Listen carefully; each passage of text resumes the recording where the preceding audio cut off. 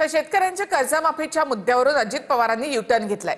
राष्ट्रवादीच्या जाहीरनाम्यामधल्या कर्जमाफीचं आश्वासन नाही असं म्हणणारे अजित पवार आता कर्जमाफी योग्य वेळी करू असं म्हणतायत। दरम्यान अहिल्यानगरमध्ये कर्जबाजारीपणाला कंटाळून एका शेतकऱ्यानं आत्महत्या केली आहे। कर्जमाफीची वाट पाहत होतो पण आता आत्मविश्वास संपलेला आहे असा हा शेतकरी व्हिडिओमध्ये म्हणताना दिसतोय। शेतकऱ्यांच्या कर्जमाफीच्या मुद्द्यावरून अजित पवारांनी युटर्न घेतलाय।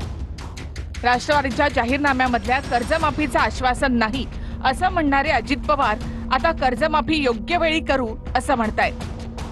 देण्याच्या संदर्भात नाही म्हणलेलंच नाही, लगेच देऊ म्हणलेलं नव्हतं। माझं एक उदाहरण दाखवा जाहीरनामा। मला एकच मिनिट, मला वाद घालू नका, मला जाहीरनामा दाखवा। योग्य वेळ आल्यावर ते आम्ही सांगू ना।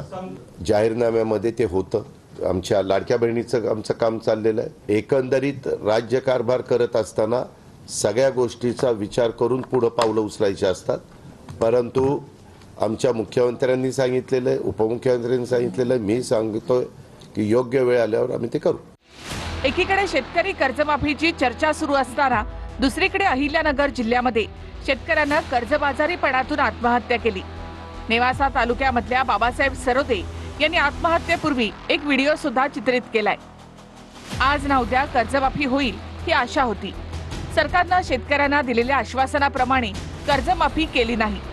योग्य वेळी मदत झाली असती तर जगलो असतो, पण आता आत्मविश्वास संपलेला आहे। कर्जबाजारी शेतकरी म्हणून पिळवणूक होते। या जगामध्ये पैशांशिवाय काहीच होत नाही।